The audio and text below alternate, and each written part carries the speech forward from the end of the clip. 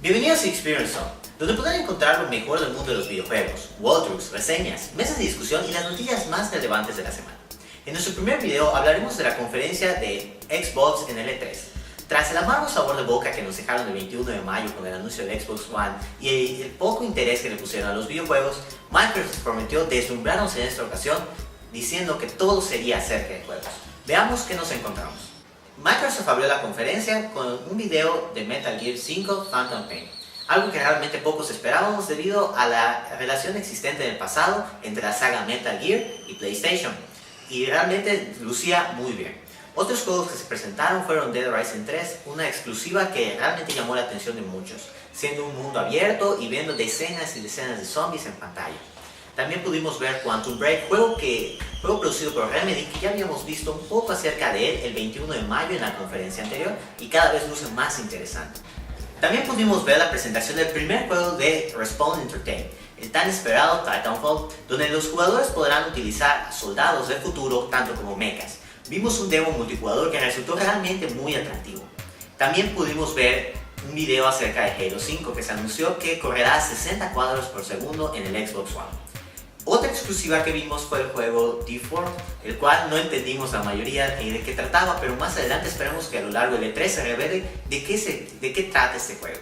También se vio Sunset Overdrive, otra exclusiva para el Xbox One, y Crysis Dragon, una exclusiva en la cual hubo pequeños errores técnicos, falló el sonido, pero ni prestaron atención y no lo volvieron a poner. También pudimos ver Project Spark, que realmente fue muy interesante. En el complejo de Dios de todos los jugadores se verá cumplido, permitiéndonos crear escenarios muy interesantes con cambios en el clima, en los mapas y también en el horario del día, y creando cosas interesantes que no habíamos visto realmente antes. También se anunció la versión de Minecraft para el Xbox One, llamada, como pueden imaginar, Minecraft Xbox One Edition. También pudimos encontrar el anuncio de un juego titulado Below. Tampoco se entendió mucho acerca de esto y realmente creemos que los aplausos fueron más por inercia que por cualquier otra cosa. También esperamos que a lo largo del E3 se aclaren las dudas que tenemos al respecto de este juego. Uno de los anuncios más esperados y realmente emocionantes para muchos de los jugadores fue el regreso de la vieja franquicia Killer Instinct, algo que muchos esperaban y resultó muy emocionante para los jugadores de la vieja escuela.